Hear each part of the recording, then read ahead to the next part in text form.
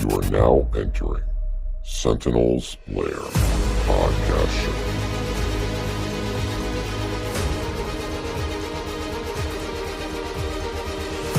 Expanding our mind through stories of everyday people.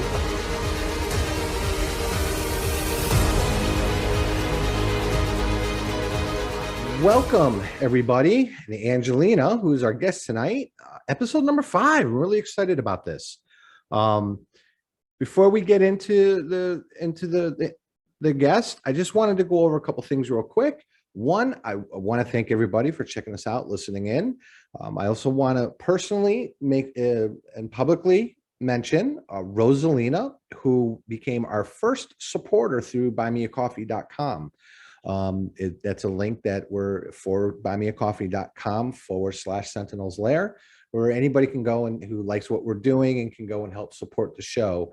And everything that we get, whether it be from our support links and donations to the little bit we make off of our merchandise, all goes right back into the show for upgrading and updating our equipment that we're using, working on better quality of content and recordings, and bringing future guests up on to talk with us. All of those can be found in our link tree that we're using right now. We will have our website up very soon. And on the website, we're going to have one area of the website where we're just going to publicly thank everybody and put their name of who's supporting us and who's donated to us. We've also updated our merch store. We've gotten a lot of positive feedback on it. We have a few things that have sold so far. I'll give an example here. As you'll see, this is the Sentinel Lair sweatshirt I just got in. This is the original Sentinel Lairs logo that's on the front, little front there. If you see, I'll show the back. I don't know how good a quality that through the webcam or through the camera and everything else that you're able to see it, but it's just on the back is the Sentinel Lairs podcast logo. Again, everything that we make all goes back, anything extra that we make all goes back into the show. The link for our merchandising store can also be found in our link tree. Our link tree address is linktr.ee//SENTINALSLAIR. Don't worry about trying to remember it or write it down if you missed it. If you look in the show notes, all of our links on social media or on YouTube, Spotify, iTunes, iHeartRadio, Google, Amazon Music, wherever you may listen to us, our link will be in the description of in the show notes, as well as the description of the show itself. So you'll be able to find it there. But again, once the website is up, we're going to have everything there through the website, and that'll just be at sentinelslair.com. Once that is up, we'll definitely make sure to let you know. Now, with that, let's get into it. Tonight's guest is Angelina Ferris. As I mentioned, she is an artist from the Northwest region of the United States and just makes some beautiful, beautiful artwork. Probably, like I said, inspired by the Northwest region of the country where she lives. Most notably, what attracted me to her and wanted me to get to know her and talk with her was in finding her through TikTok. I came across some of her artwork that was more on the patriotic side. She made a piece not too long ago that was in memorial and tribute to the 13 soldiers that we lost overseas in Afghanistan while we were leaving. And most recently, she had done one to try to bring awareness and to the 22 a day that we're losing for soldiers dying to 22 a day to suicide. And with each episode or each artwork piece that she does, she creates a poem for it. This poem that she did is titled for this one is Suicide. You'll be able to tell that she puts a lot of her emotion into her art as well too, which I think is also very unique. Something I think is kind of going away. So is not as many artists put as much of their heart and soul into their stuff anymore like she does. So with that said, we are on TikTok live. So those of you who are on TikTok watching us, over here on my phone, know that we're not ignoring you. We're not trying to blow you off. Just we're recording the podcast through the cameras and the laptop here. There will be, as always, if you listen a few times, the Q&A at the end that will, when we're done recording the podcast, we'll go to TikTok Live and answer any questions that people might have for Angelina and myself as well too. But obviously Angelina is the spotlight for tonight. So with that said, I'm going to play this poem for you, Angelina, so you can listen to it, and also the people who are listening here. And then we're just going to get right into it. Suicide. The word no one wants to recite. Suicide. The thing everyone wants to hide. Suicide. A parasite. Sneaking in and holding many on a cliffside. Soldiers become actors, hiding the shadows. They sneak in, deadly as cancers. Soldiers, the victors, followed home by a new war, slithering and whispering. Soldiers, the defenders and defeaters,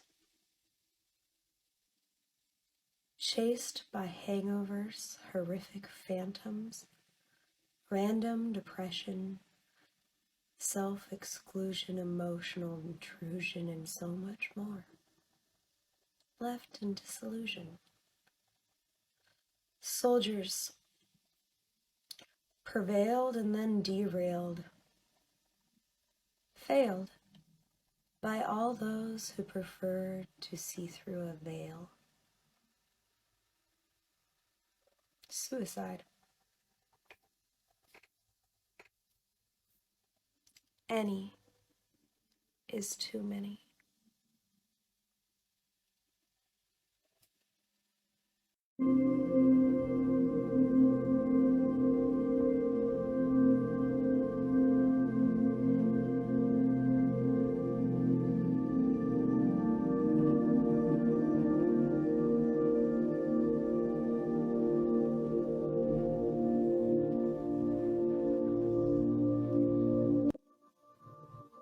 We are recording. So how are you tonight? Thank you very much for doing this with us. Good, but I want to make sure that you're not getting feedback from my phone. I don't hear anything. Nothing feedback is coming through my headphones. And when I get the headphones on, I don't hear anything that comes out of the phone. So let's just get right into it. Give us the who, what, where, when, and why about you. Like what got, because I know it, when I first started following you and looking at your artwork, it was cool. It was nice. I'm not big into the art world. So what really got, I wasn't like blown away by it because I'm just not that, that's just me. But what did blow me away with it was the patriotic stuff. I mean, I think all art has talent. Don't get me wrong. It takes a phenomenal amount of talent to do any of it. Lord knows I can't do it. But I think it was the 13, the tribute to the 13 that you did that really kind of got me to start following you. And of course, getting to know you over time and everything else, and knowing how much time and of your heart and soul you put into your artwork. Like I mentioned before, I don't think a lot of people put as much into it as you do. Thank you. Actually, I only started painting when I was 25. So we're going on about 6.5 years now. And that was approximately after my great-grandmother passed, and she was really into oil painting. And I started doing it to be closer to her. I didn't really think I was going to get much talent for it. But then I realized quickly that I would get into a flow state when I was painting, and it just kind of took me away and everything else faded around me. Over the last almost 2 years now, especially between after having downloaded TikTok, I realized that there was a lot going on around me, especially in the patriotic community, that I was blind to before. I was never really in the forefront of any kind of patriotic stuff, or how do you say, anything to do with our government. And I realized quickly that that was a mistake, and that I cared a lot about what was happening. When I saw, especially when it came to the 13 soldiers, when I saw that it was kind of swept under the rug and that they weren't really receiving the honor that they deserved, these men and women who they didn't need to die. It really broke my heart that it was kind of brushed to the side, and I had to paint something for them. Like, it was the picture just happened in my mind, and I had never actually done any kind of line work or anything like that. It was really a struggle, but once I started, I couldn't stop, if that So makes sense. you're really actually way more talented than what you let on to believe then. I mean, you've been doing it a couple of years and you've never done that kind of style before. And I tell you, as a veteran who's deployed to Afghanistan, I know it's the same, like when that whole thing happened, it was a dark moment for me because of everything that obviously I went through as a deployed soldier, just like tens of thousands of other soldiers have gone through. And when that painting that you did, it was like wow, okay, people actually do give a shit.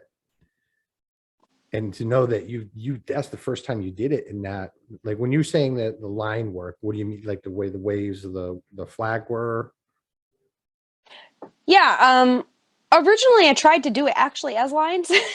There are probably 20 layers on that painting, the Bleeding Freedom. But I realized quickly that I see in shades and I paint in shades, and that's probably why I've never been real great at drawing. Once I realized I needed to paint how I see, it just happened. And I had people, friends and family, that would give me feedback and bounce ideas off. But once I connected with it, instead of just trying to do it, that's when it happened. And I've done poetry probably most of my life, but never put anything out, really. Now, have you gotten any and again, we don't want to go down the deep rabbit hole of politics, but I know that the stereotype with a lot of artists is that kind of little niche, little, very progressive, very one viewpoint of things. Have you gotten any kickback from that with being an artist, with doing some of the patriotic stuff you do? I have been asked questions why I'm doing it if I'm not a veteran. And realistically speaking, you can be patriotic, you can care about your veterans, you can care about your country and not have enlisted. I totally agree with that. Well, I can tell you personally, as a veteran, I'm very appreciative and thank you for what you do. As one guy I served with, he got into art. All of his art is all about patriotic stuff. So to see somebody who didn't serve with the impressive work that you do, I mean, it's a thank you. It's like, okay, there are people that are appreciative of what we did and served for our country. Now the one that really kind of touched me, and I actually, when I heard you give the poem live, it gave me goosebumps. Unfortunately, one of the sad facts, reality is anybody who served in the military at this point in time, I think it's safe to say we all know personally at least one person who has taken their life. And that poem that you read, it struck hard, and the painting really, really struck too. What made you kind of decide you wanted to do that with that one? For Any is Too Many, the painting itself, I was inspired when I was actually on TikTok and I was seeing all these people. Like, I didn't really know a lot about it, to be honest, until I started getting into people's lives and seeing the videos, and it really, it upset me a lot when I realized how many of our people who they've won a war and then they're losing another war on our home property.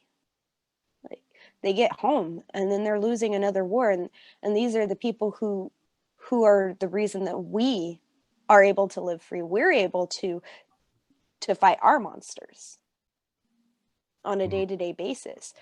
And again, it just like the painting itself came in my mind.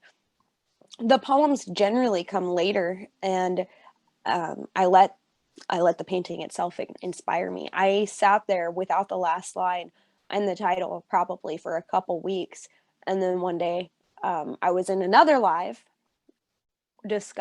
where people were discussing what's happening with the 22, and it's too many really came to me. But it is that better? Yep, there you go. But it actually touched for home anybody a little bit. who's watching this. We did that dry run yesterday, and it something with the little earbud. You might hear feedback. So if you see me start tapping on myself, that'll be our code word, our code signal. So sorry, but go ahead. That one actually touches home a little bit differently because although my father was not a soldier, he didn't serve in any way. When I was very young, he actually committed suicide himself. So you have a personal connection to the suicide and the mental health issues that are around it, and popular, unpopular opinion, I don't care, it's my opinion, but I'd like to say the lack of what seems to be the care or attention we give to it.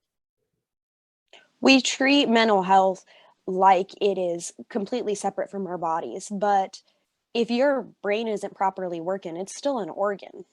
If it is traumatized and not receiving the care that it needs, how can the rest of you work properly? And it bothers me, and has actually, that is something, mental health has bothered me in how separate it is in our system for a very long time. How can you treat your brain like it's inconsequential when it comes to your physical health and vice versa? Sadly, a lot of it seems like the medical industry wants to just try to mask with pharmaceuticals and drugs. Lord knows I got up my whole medicine or underneath my sink what I get from the VA every month. I could probably open up a pharmacy soon. Yeah, and that's the sad truth when it comes to the majority of the world. Like we mask it and put a band-aid on it. And for a lot of people who have experienced great traumas, that can only help them for so long. And many people are aware that those band-aids are only temporary, and so they do avoid them, but they avoid help altogether for the stigmatism that is surrounding it. What got you, well, before I go down another path, do you find that this will kind of lead into what my next question was going to be, but do you find when you're doing painting and you're listening, because I've watched you, I know when you're doing paintings live, a lot of times doing your paintings, you go on live and you'll play nice relaxing music, and you'll interact here and there, but most of the time you're focused on your painting. Is that kind of what you feel has been like your therapy, your kind of grounding, coming back and maybe picking up a talent that you obviously didn't know you had, because it's a phenomenally amazing a talent for somebody who's only put as little bit of time as you say you have. Maybe picking some of that natural talent up from like your grandmother and moving on. Thank you. Yeah, I actually do believe that I find a flow state. And for a lot of people, if you don't know what a flow state is, when you get into a flow state, your brain kind of works for you instead of against you. And that is one of the most relaxing things for your body and your brain to work in cohesion. It is very difficult to do in today's age. A lot of people can only reach that point in a repetitive job. I find that it's almost easier for me to reach that state when I'm painting than even when I'm meditating. Hours can go by. Yeah. and I won't realize that it has been hours. I've gotten off of a live and looked down and been like, it was we were gone for 3 hours? No Yeah. wonder people were falling asleep. There's been times where I was watching you doing your painting and I look down and you're like, well, I think I'm gonna go to bed. And I'm like, oh, it's only been like an hour. And I look, I'm like, holy shit, it's actually been like 3. It's from from the observer's perspective. It's very very mesmerizing. It's very soothing, very relaxing to watch the way you work and put the painting together and actually have it come about. I think the first one I started watching you do when you would do it was the one where kind of in the mountains with bluish and orange sun or sky behind it. And at first I was like, wow, I don't know what the hell this is supposed to be. And then by the time it was done, because I think you had been working on it almost a week and a half. And it looked really, really cool. It didn't have a mermaid or a dragon, but it was cool.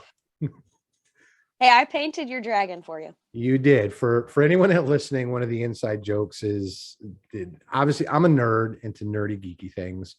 I like Star Wars. I like that I've watched the entire MCU in chronological order.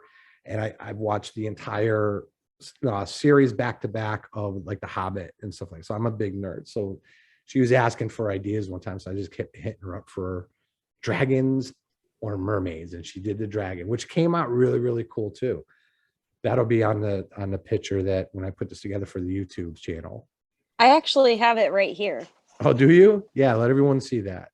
Look at that. I don't think it came out how any of us expected, though.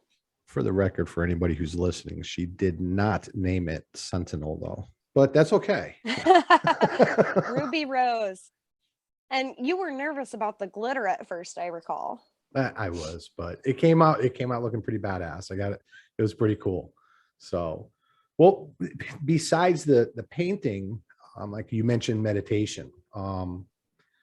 For me, when I came back from my last deployment, went through a couple things, a divorce and other stuff, there really wasn't anything out there for me at the time that I could find anyway.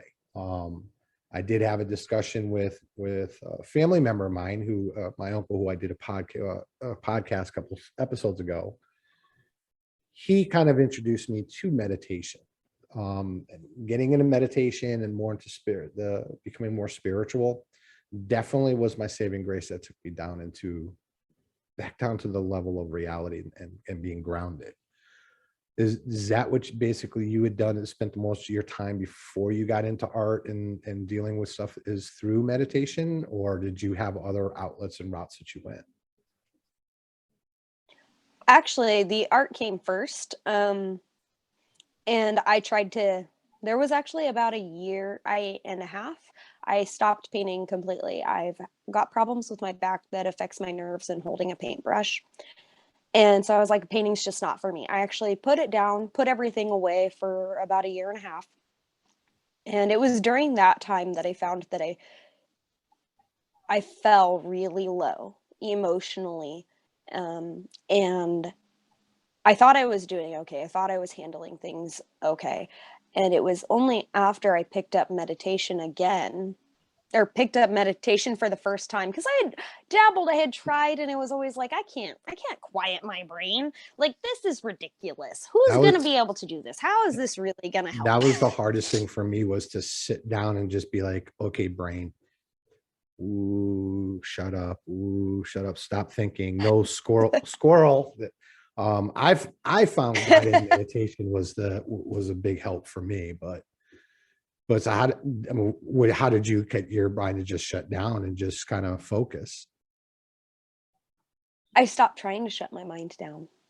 I did some of the guided meditations. I tried a different kind of meditation daily.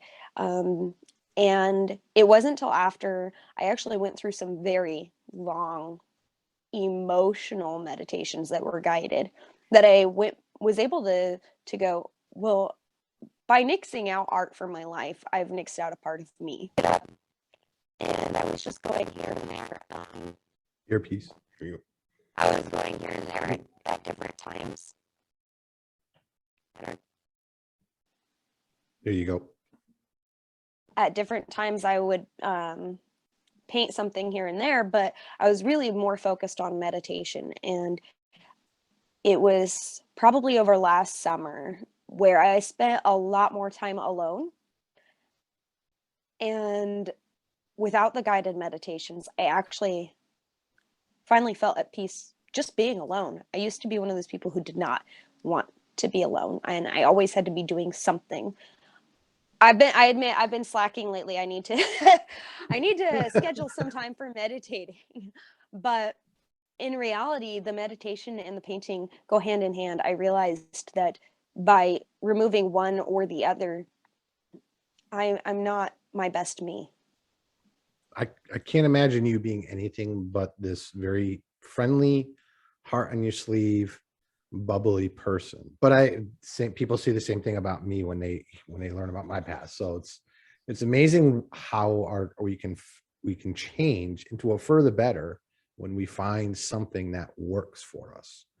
So like with And your it's a case, battle. meditation and art. Oh, it's It's totally a battle, especially in this day and age, to keep at it, to keep doing it, and remind yourself that if I was better yesterday than if I was better today than I am yesterday, then how far can I really go, and prevent myself from sliding backwards. Sorry, hold on. So my soundboard started talking at me. I guess I hit something by mistake. So what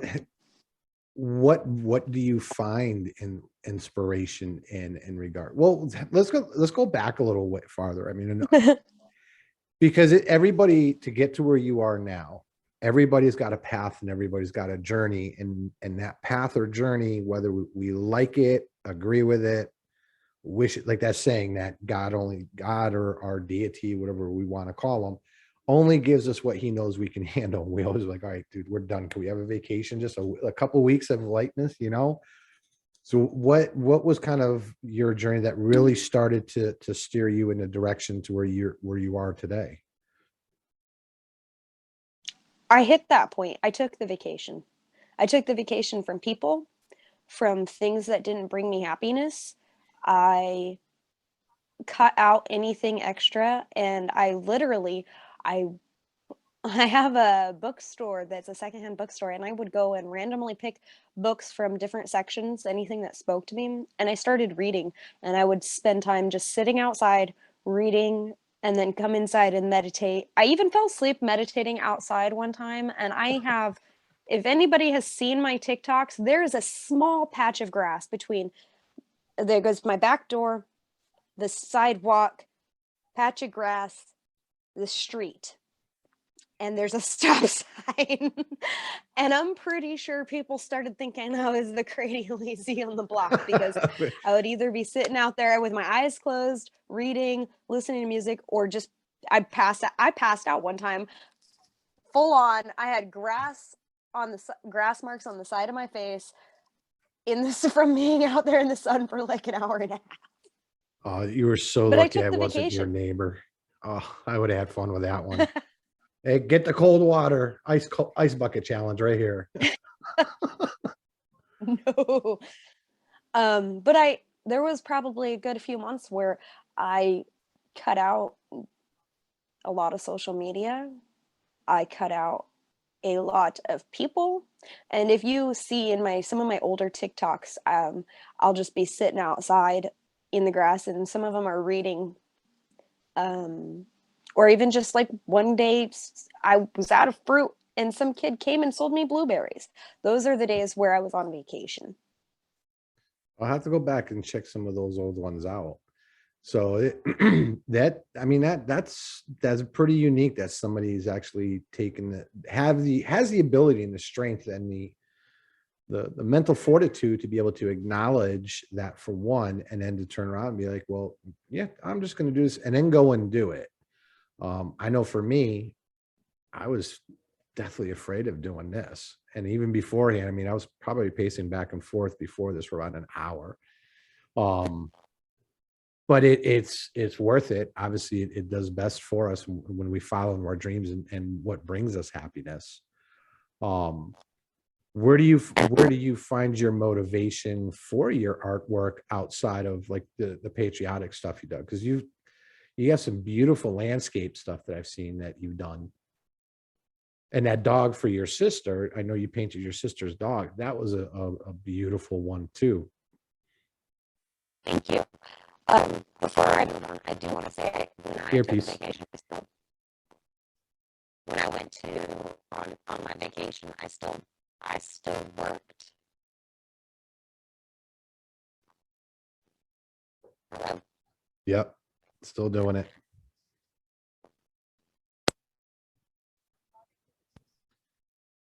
You got to connect back to your microphone on there.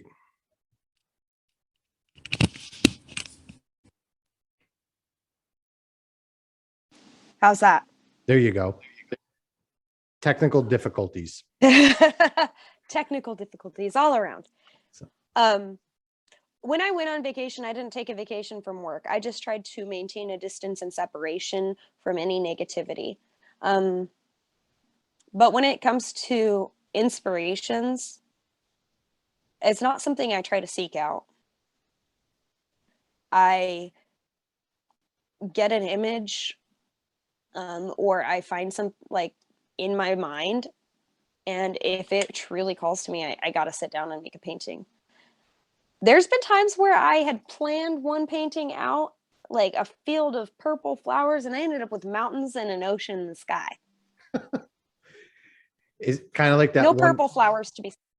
is it kind of like the one I was referring to before that? I mean, it was really beautiful, but it definitely looked like something that would have been the plants and the trees in the front where they came out. Something that almost could have been like on like Pandora or something.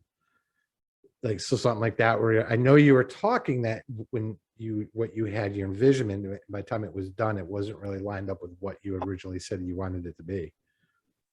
And that happens quite a bit. At first I used to fight it, and now I don't fight it anymore. Well, maybe that's the key. Maybe I can actually do some more artistic stuff. Just stop trying to fight with it's got to be perfect, it's got to be this, got to be that. Yeah, in reality, if you are going against what feels natural, it doesn't usually come out as good, to be honest. When I was fighting the bleeding freedom, there were times where I was like, I'm gonna have to trash this. Oh, that would have not been good. Well, it came out great. Now, when you're doing your meditations and stuff like that, do you believe in the yin, the yang, the positive or the positive in, positive out, universal energies and stuff like that? Do you think that has any influence in you subconsciously? I do believe in universal energies, and actually, I think my meditations really, when I was trying out different meditations, there was that one that was released, the Gateway, and it's supposed to help your brain, your left and right, work in synchronity. And those ones I found to be the most helpful. If I did those every other day, I felt like my entire month was going great. And so I focused. There was a good few weeks where I just focused on any that were like that, where it was supposed to balance your brain so that you could work in synchronity. Well, interesting. That's pretty. That's a deep way to, or not deep. Well, yeah, it is kind of deep, but a little way to look at it too. I'm educating myself. I'm learning my journey. I'm a very spiritual person. I believe in good and bad and dark energies, light energies, good, bad vibes, all that stuff.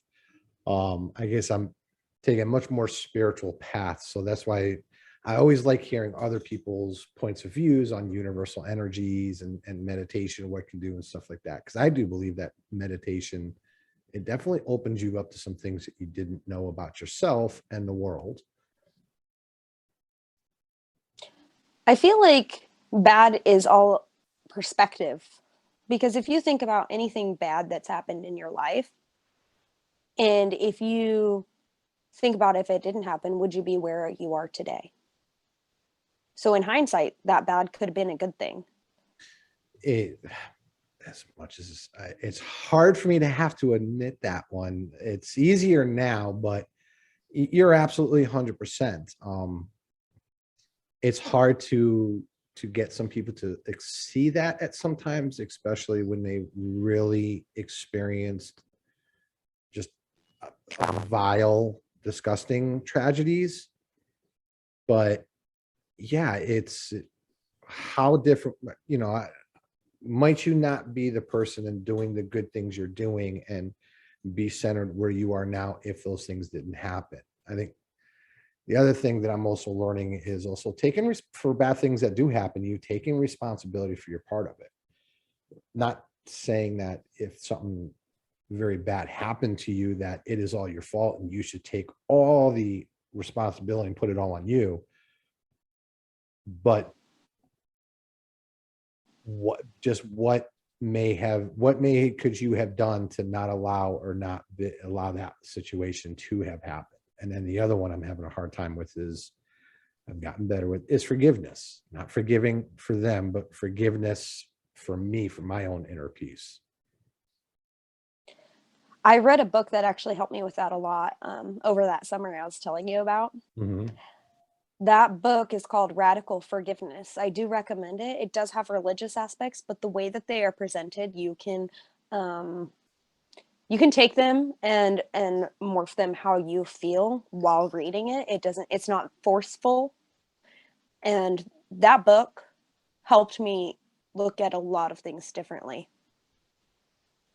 I'll have to definitely make a note of that, or send me a note, a DM on it or something, because I definitely like to check it out. I mean, I'm pretty good with it. I forgive most, but there's still a couple things that is like, So Yeah, and it's definitely something that takes a little bit of time to actually read through. You don't want to take it all at once. You take it in bite sizes, and realistically, that's one of those books that I picked up off the shelf that I think it was just meant to fall into my hands. I didn't see anything coming from it when I first started reading it. I was like, oh, this is more of that pamby-wamby stuff, and it's not going to get me anywhere. And by the end of the book, I was like, wow, I had the yeah, ability to just look at things a little bit differently. it's amazing how, and the law of the law of attraction, the way the universe works, it probably put that book in your path at that time when you were the most receptive to listen to its message and what it has to say. I actually find it astonishing how when you do open yourself up spiritually and open up in that more road of meditation and self-grounding and stuff like that, that how much of this stuff that you never would have noticed before, or is it just because now that you're ready for the universe is like, let's drop it here for them to find? Exactly like that. And I don't stress out nearly as much when, say, I'm running late. I hate being late for things. And I've been like that. When I missed the school bus, like I would freak out when I was younger. So I've always hated being late for things. And now I'm more of a mindset where I am always right where I'm meant to be. And I find that just gives me a whole lot less stress too. And there's been times I've seen things where if I hadn't been late, I would have been in a dire situation. Yeah.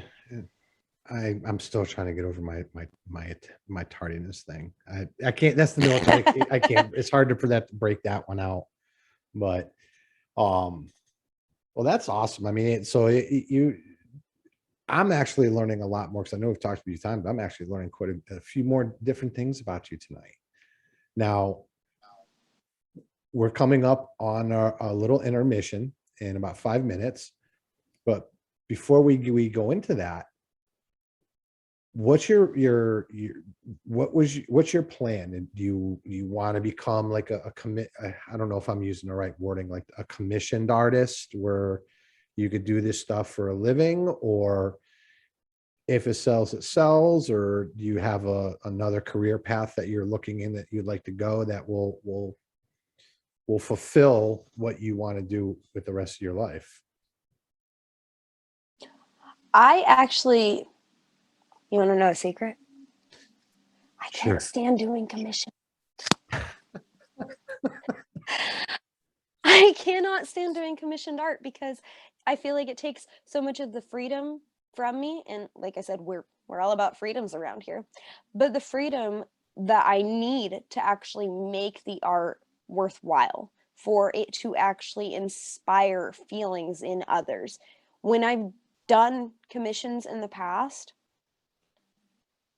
they were because I offered, not because somebody asked me to. Mhm. I've done a couple people's dogs, and I cannot stand doing dogs. You saw that. Hold You on, saw let me how I just struggled make a with that note. one. Take mirror portrait off request. Okay, continue. But it puts me inside of a box. And I don't like to be in a box, because that box really, it smothers my artistic abilities. I stress about what I'm doing, if the person's going to like it or not like it. Whereas if I make a piece and it speaks to somebody, then it was meant to be for them. What If kind they of choose to reach out selling? and buy it. What kind of selling would that be considered, or labeled or called? If somebody found something that they liked and reached out because they wanted to buy it. Generally, people end up with a shop when they do art that way. Eventually, I'd like to have a shop, but I don't want it to just be an art shop. There's so many other passions to explore. I'm just, like I said, I take it as it goes, because if I'm in resistance to it, then it doesn't work out how it's supposed to. When Bleeding Freedom came about, Mhm. I put it on there as available. I hadn't even gotten a chance to literally list it as available. I had only done the TikTok video. And Fat Chick 1971 on TikTok reached out to me, and I honestly didn't believe she was that interested at first. And then she was like, "No, I'm interested." I knew what she wanted to do with it until after I sold it to her, and then I made up the copyright. Mike. Then I made up the copyright. Hello? There you go. Then I made up the copyright agreement. And the fact that it spoke to her, and then she put it in the hands of Sergeant Ryan Knauss's mom. Imagine if I was just doing commissions, or if I had sold it to somebody else who had been saying they were interested in it prior. Mhm. It wouldn't have ended up where it ended up. It's true. So it's just kind of that way. It's fate. Somebody sees it, they like it, and they reach out to you. How much can I buy this off you? Is basically it. Other than, I guess, maybe if you had enough of your art pieces and you did like a showing at a local gallery or something, maybe. Yeah, and I've looked into some of the galleries, but I find that the people going in there looking specifically to buy a piece, they're not necessarily going to feel it as much as somebody who stumbles upon it. Mm-hmm. I think that's the way it is with a lot of things, though.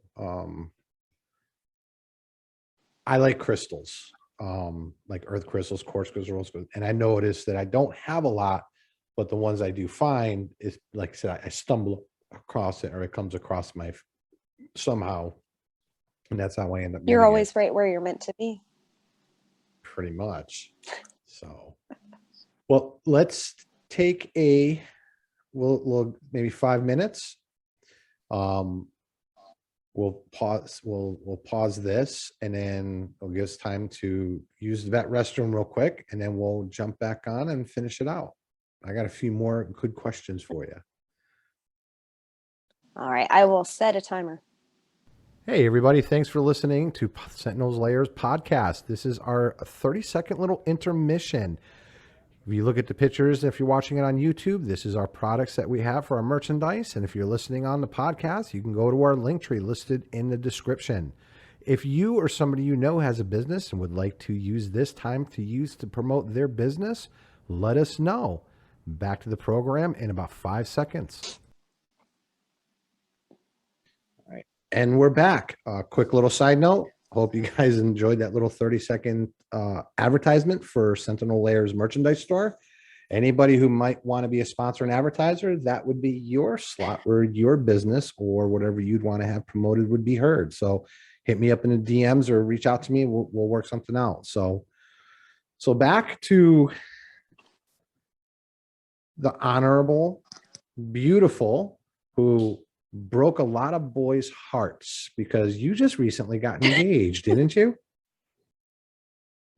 Yes, I did. Well, I wanted to point that out and make sure to say congratulations to you for that. I appreciate it. But, you know, I still accept TikTok gifts.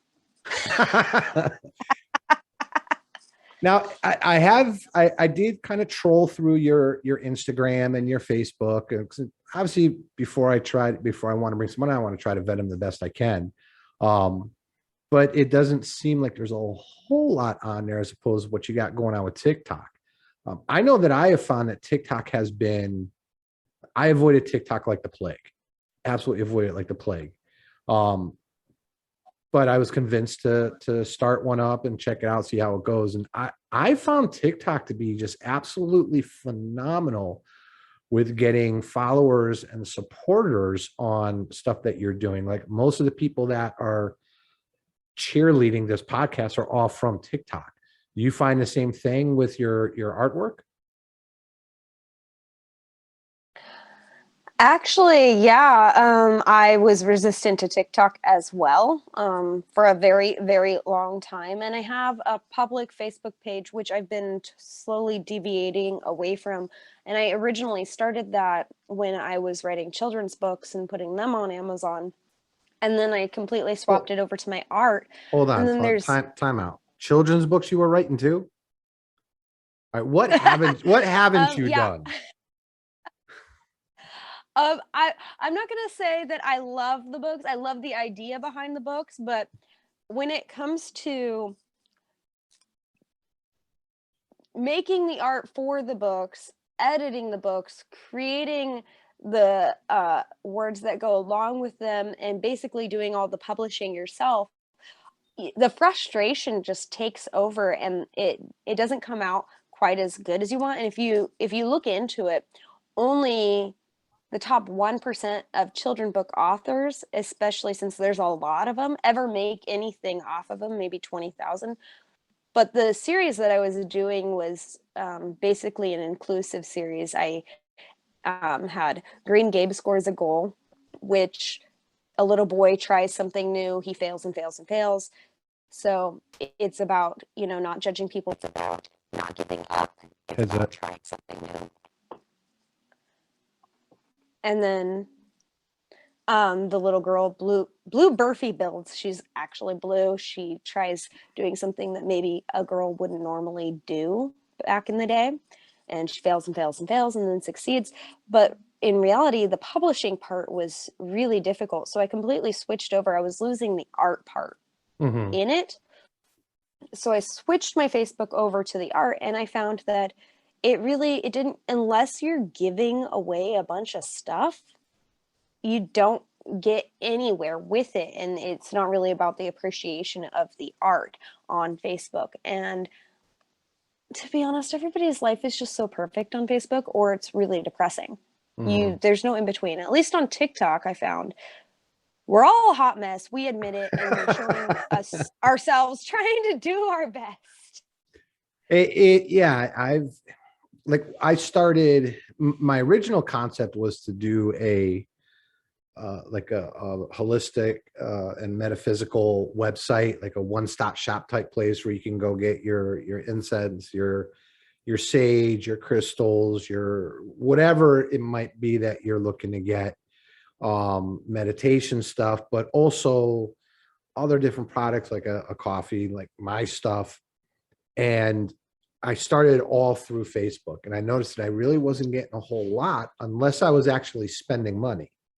spending money, but it's still, as far as views and likes and followers, TikTok, I spent almost nothing, and I'm blown away. We just hit 33,000, I think, yesterday or the day before, and it just blows my mind. And the people we're up to about, on average, of about 150 downloads per podcast episode, which I would have never thought. And all that came from TikTok. It's because we're making friends, not followers. Whereas Facebook, people go on there to share their life, but they don't really want the interaction.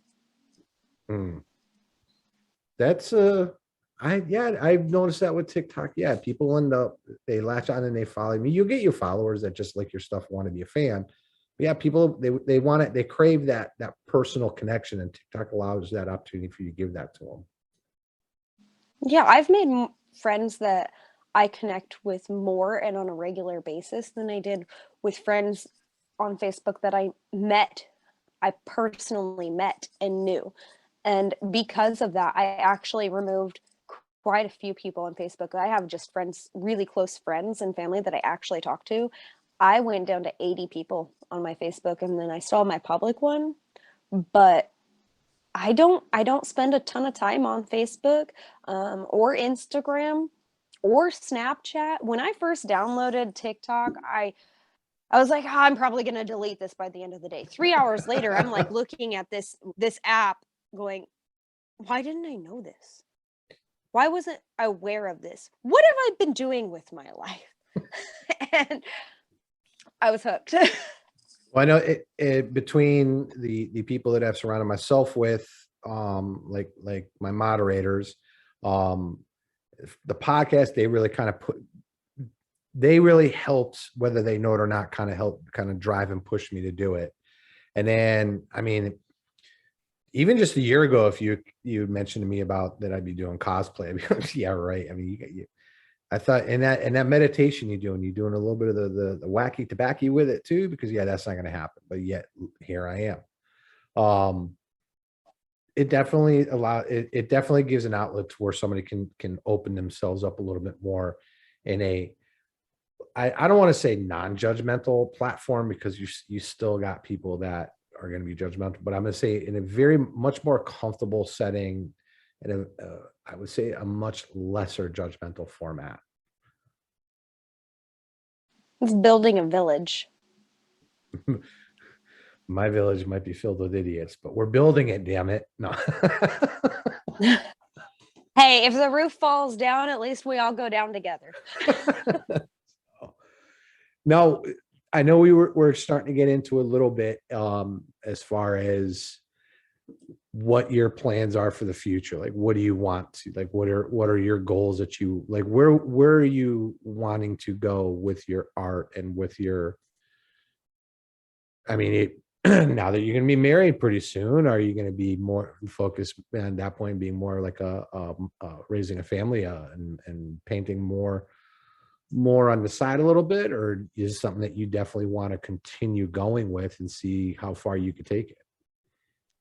Like I said, cutting out art from my life Headset. Just work for me. There you go. Oh, you're good. Cutting art out of my life just doesn't work for me. That's good. I have to have it.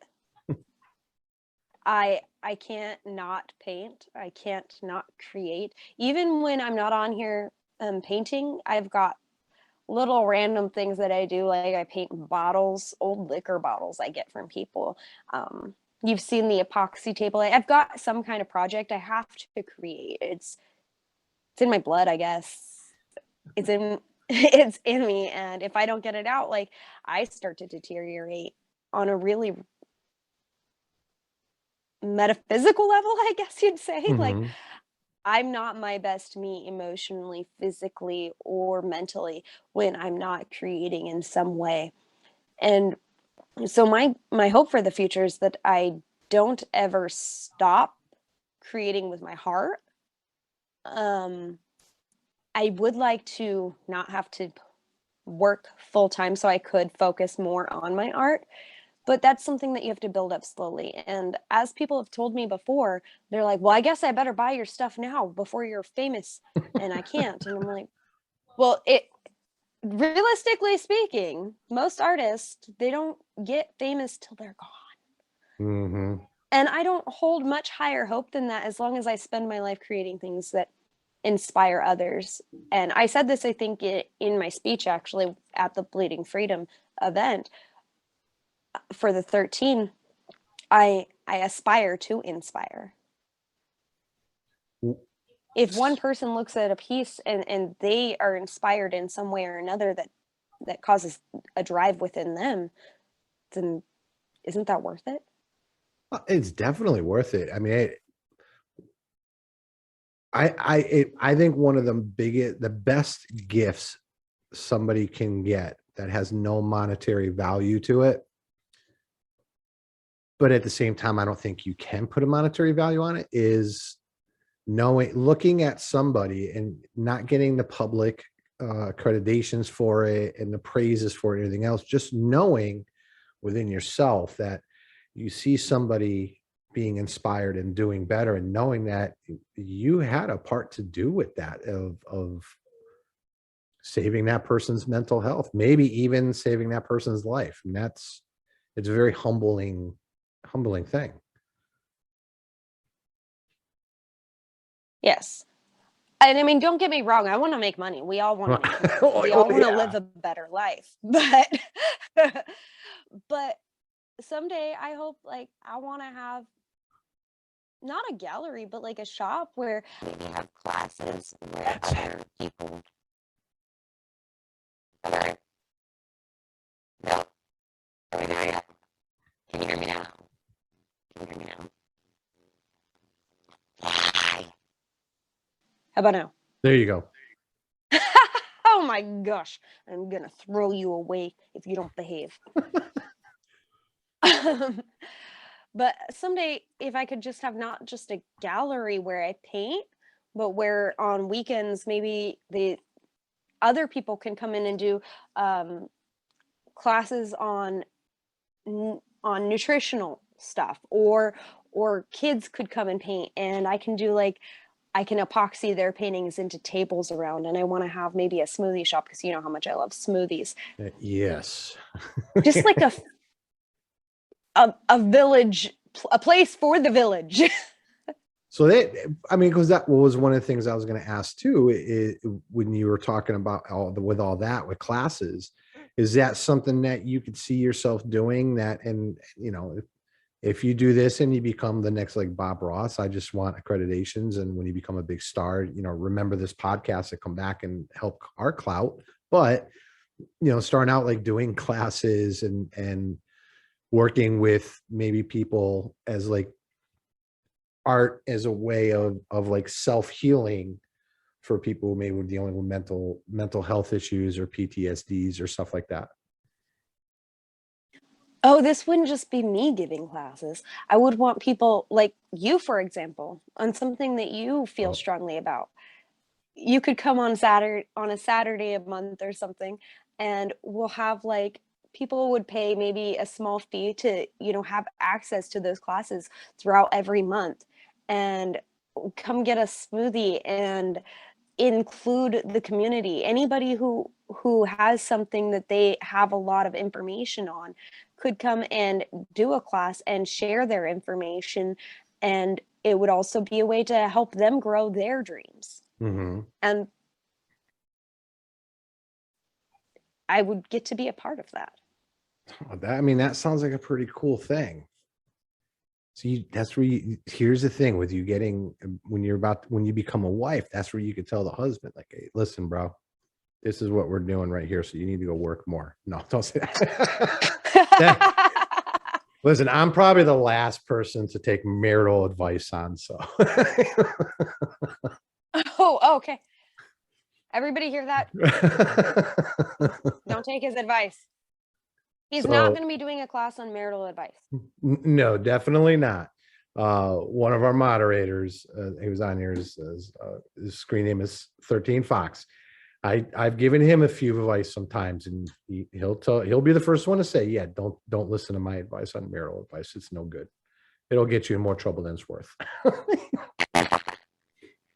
So, well, so Where do you you guys wanna go with the podcast? earphone? Hello? Nope. Oh yeah, I'm throwing It's away. There you go. You heard that.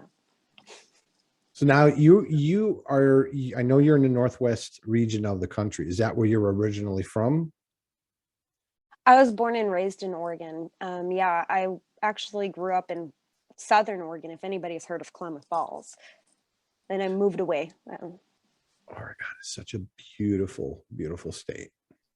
Did you do that on purpose? It didn't go nowhere. What? It's not gone.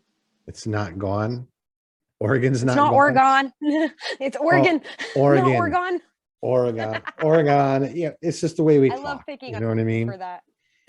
I've been through it a few times. It's just the amount of nature and forest and just some of the still raw beauty that we have up in that whole region of the country. Everybody keeps moving here though, so you really have to dig to find it now. Oh, it's becoming one of those like here in Texas. Texas doesn't, I don't really find much beauty in the landscape here, even when you do go out into the wild, into the more nature area. The desert area is pretty beautiful, but again, it's the desert. After about a week in there, you're like, all right, yeah, this is cool. I need trees and rivers and greenery again. Do you think that the greenery has a lot to do with it? Because I know you hear the statistics of people that when they're in the city, people in the cities, the depression rates are higher, the suicide rates are higher, crime is higher in more rural or urban settings, as opposed to people that are more out in the more country settings, more out farther away from the more developed areas. Do you think that subconsciously, on top of everything else, has a little bit to do with your inspiration and what you get? Because I know when I see just some of the pictures that of those, just like Montana, that's just inspiring to me. Yeah, I grew up with a lot of it, so I stopped noticing it for a while. But in reality, Oregon rains so much of the year that people do actually they don't get enough sun. The depression rates are higher in Oregon and Washington than a lot of the other parts of the country. You get those few months of sun where you can really get out and take a look around. Mhm. We do have a lot of greenery and it is really beautiful. But I've traveled, and I think that just imagining all the beautiful places you can find all over the world and all the places I still haven't seen. When I went over to Germany, Italy, Turkey, and France, and some of the places there are wildly beautiful. But again, like Hawaii, And all those places they have another kind of beauty in comparison to Oregon.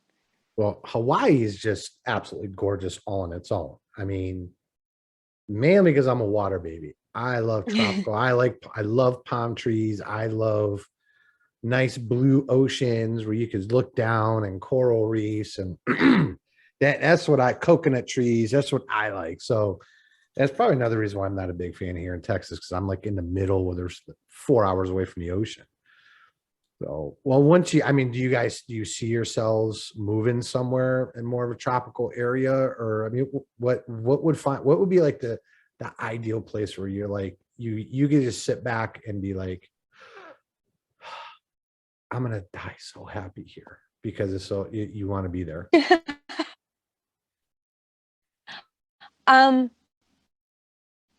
I really love the warmer weather. The tropical area of Hawaii, I love that, but I don't know if I could move there just because A, the cost, and B, it's already being overrun so much with tourists, people who aren't from there. Mm-hmm. And it's changing the environment. It's changing the vibe drastically. What about like maybe like Florida or I know that what the news tells us is that we're like in some secret war with Mexico right now. But there still are some nice places in Mexico where basically as long as you mind your business, you get left alone. Or I know there are places out there that are tropical. I mean, or is staying in the United States basically kind of where what you want to do? I mean, don't we all want to be able to travel all over the place? I'm talking about setting up I shop and setting up saying I'm going to be doing all my painting here. I'm going to live here and I'm going to paint on the balcony overlooking the ocean and the breeze coming through. And then I'm going to put it up there because somebody's going to be paying me $1 million because, well, I'm Angelina. if I could, if the opportunity and the timing were right and presented itself, I would choose somewhere more tropical. Yes. Maybe not Florida though. It's a little packed over there and I'm not a big fan of hurricanes. Okay, look, here's the thing with hurricanes. Hurricanes are nowhere near it's like when I was younger, it was because they didn't build houses properly. I mean, I would definitely suggest not getting a double wide or like a fabricated home to live in Florida, but I wouldn't recommend that living in like where you get a lot of tornadoes either. But when I was living in Florida, I went through two of the largest hurricanes to go through in the last like 20 years. And I went through, it was no problem at all. With the worst of the two, within a week, I was back to work. And I could have been back to work in 3 days. I just took the rest of the time off. Like, nah, I'm going to take it off. I have a tree in my front yard. Yeah, I can't get rid of it. I can't get out of the driveway. I'm sorry, boss. But it wasn't that bad. Oh, that's all I have to do. Oh, there's a tree. Yeah, there's just a tree across the yard. Well, there really wasn't one. I just used that excuse. Your old boss. Really? Yeah, my old boss. So Florida's really not that bad. And as far as the population of it, I mean, it has been about going on 4 years since I've left Florida.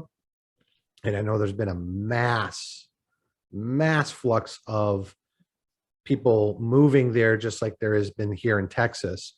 But I know there's still a lot of places you can go, like down there, the Everglades. Like I loved the Everglades, absolutely loved the Everglades. And there's still a lot of open areas down there. There's a few other places in Florida. I don't know. That's like the closest that I know of tropical until you start getting into like the islands that are with us. Yeah, in the back of my mind, I just tell myself, well, I'd put up with a hurricane for an island, for living on an island. That's my retirement goal, is to live on a deserted island somewhere where it's sitting on the beach with my feet in the sand and a sangria in my hand and just calling it a day. Or How are you gonna come down? How are you going to come down on Saturdays then and give classes? I'll have to be virtual. So actually, I'll drink my Sentinel's mead. So you're still not drinking, if I'm correct. You're correct. You are correct. I have rock stars though. Now you're doing it. It's a cleanse. Yeah, I've done them before. And that part of what I think is good with not just your mind, but also your body and your healthiness. That's something that that kind of keeps you focused, inspired, and you're looking like you're about to say, yeah, my health intake isn't all the best, but so it's not. All right, we'll just edit that one out then.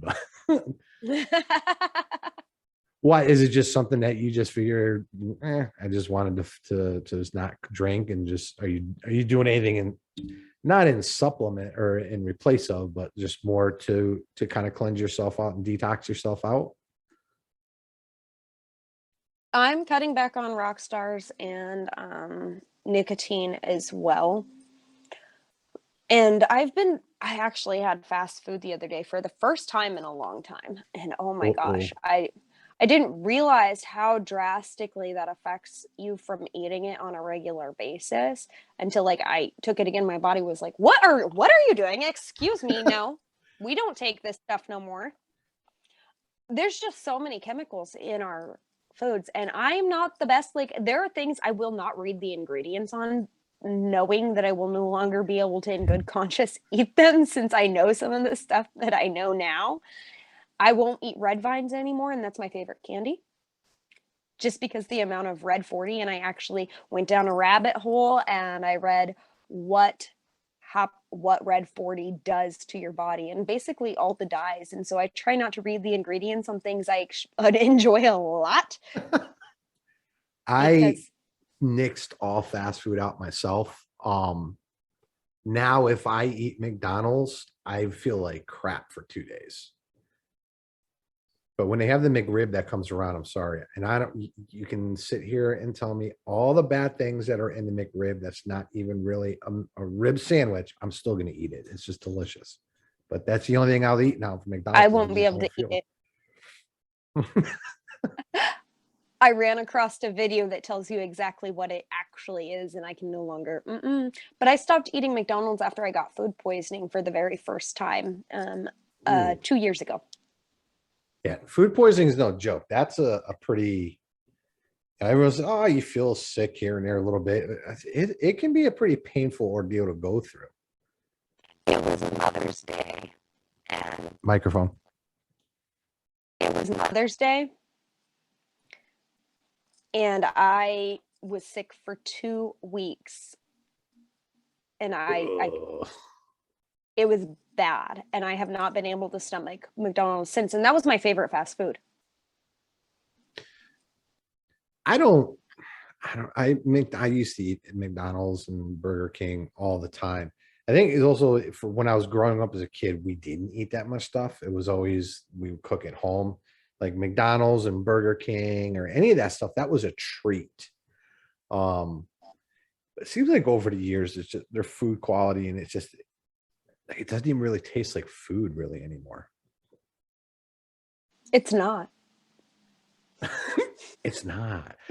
I'm still, no matter what you say. Don't read the ingredients.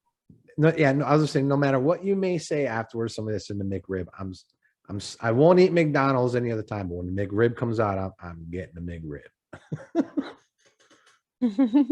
Unless you tell me that there's human body parts in there, then I'm not going to not eat it. I won't tell you nothing. It's not my job to ruin your food. Well, what would you like for us to, what other, besides what we've gone over, that you would like us to know about you that we might not know, that you would like people to know? There's got to be,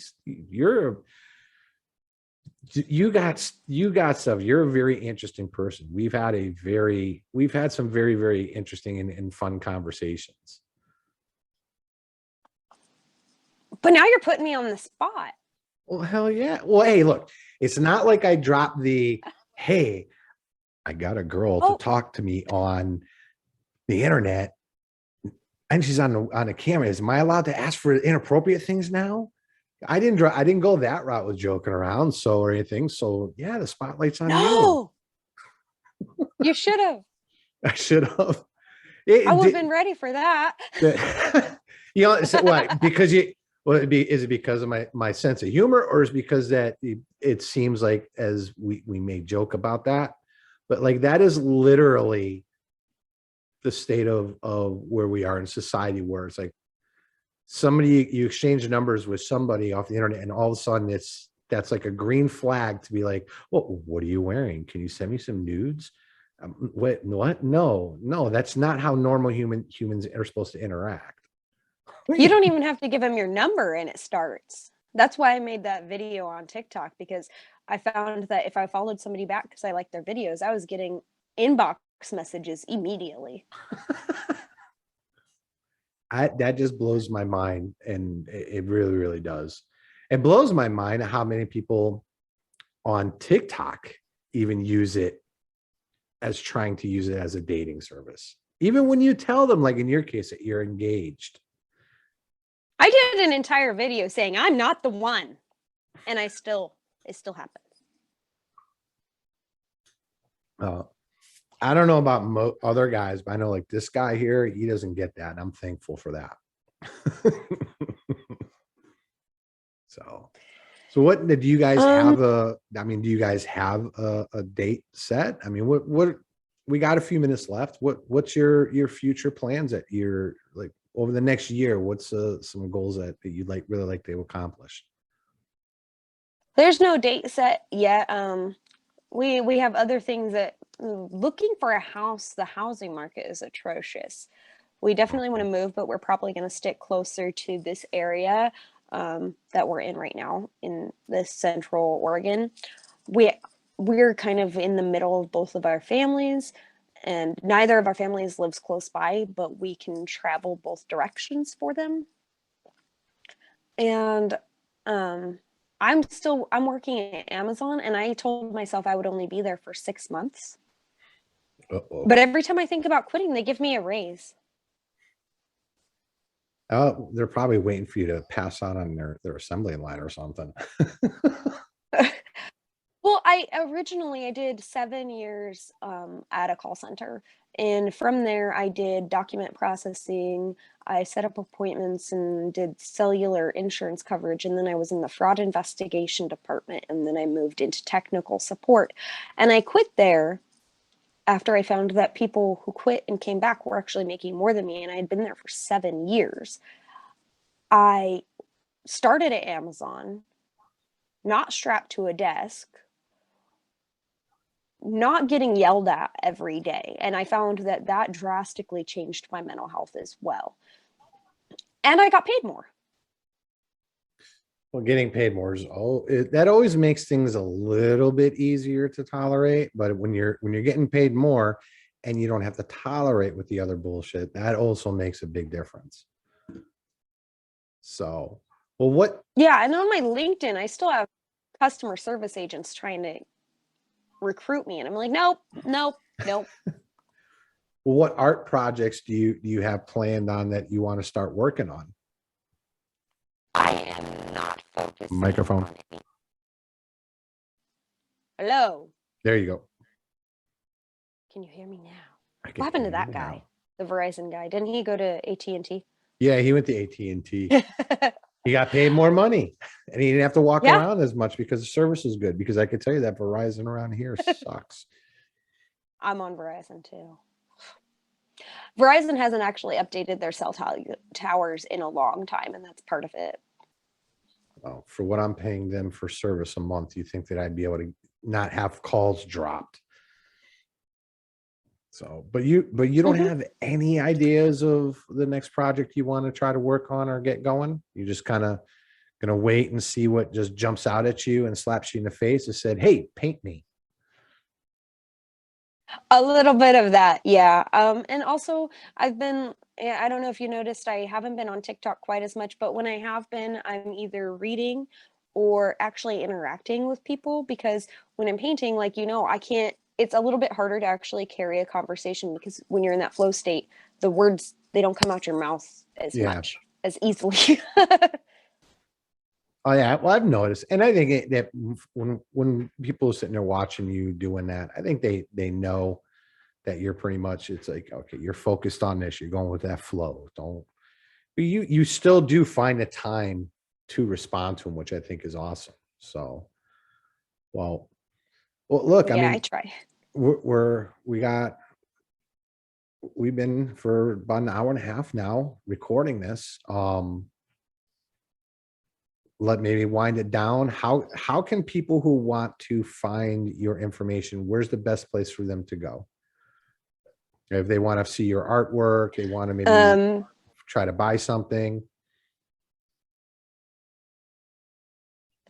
TikTok, and usually if somebody has mentioned that they're interested, they can DM or they can comment, and I'll add them back so they can DM me. That's why I do keep quite a bit of open space on my following list, so that when somebody new comes along, they are able to be added.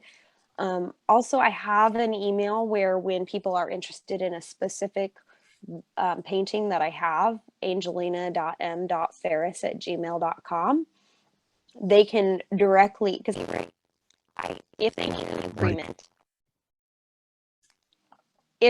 agreement, I do it through my Gmail, and I also do payment agreements through there. That way we both have documentation on it, and it's just a protection for both parties.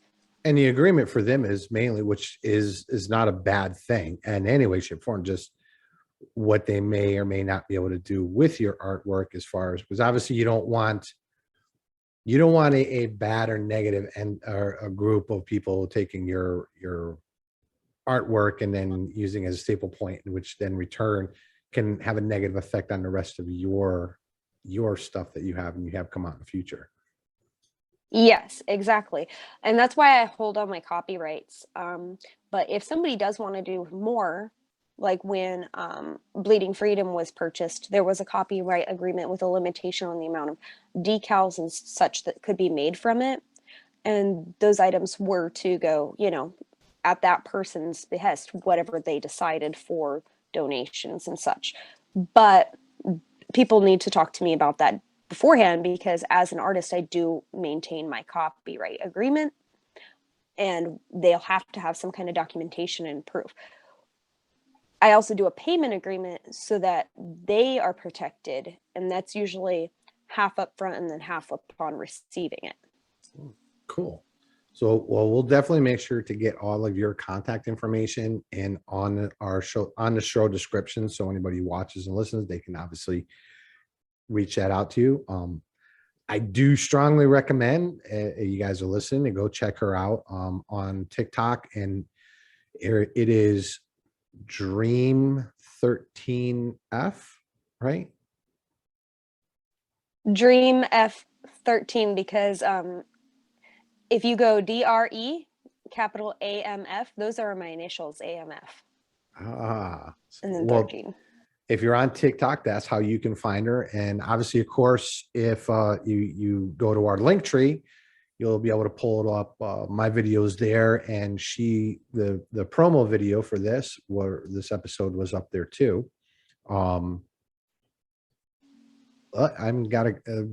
I appreciate you coming on and doing this with us. Was it as bad as you thought it would be? As nerve-wracking as you thought it would be? No. Cool. Awesome. That's what we want. Just have fun. It's kind of like when you put off making a phone call because you really don't want to, and you're like, I don't want to talk to people, and you think it's going to be a lot worse, but then it takes you like a minute and a half. It felt like a minute and a half. Yeah, I mean, does it feel like we've been a total of an hour and a half talking already? It doesn't feel like that at all to me. No, it doesn't. So, and that's the beauty of it, So look, maybe we can do another show later on. Definitely would love to have you come back on again and check us out. Again, I definitely recommend everybody to go check out Angelina Ferris. She's, again, beautiful and just awe-inspiring artwork that she does. I want to thank you, Angelina, for doing the episode with us. Again, we'll put all your information up there and where people can reach out and get in touch with you if they want some of your artwork. In the meantime, we're going to go live on TikTok, where people are going to be able to ask Angelina questions that they might have. So anybody who's not on TikTok yet, for future shows, come on over and jump over and check it out. It's a fun time.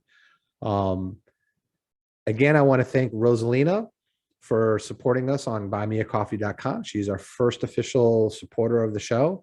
I want to thank everybody for listening, and please send a like and a follow and share us around and help us out. Other than that, we'll talk to you next week. I hope. Say that one more time. I hope something little makes you smile big and nothing little makes you sad at all. That's awesome. Words to live by for life. Have a good day, everyone. Welcome. You are now entering Sentinel's Lair podcast show.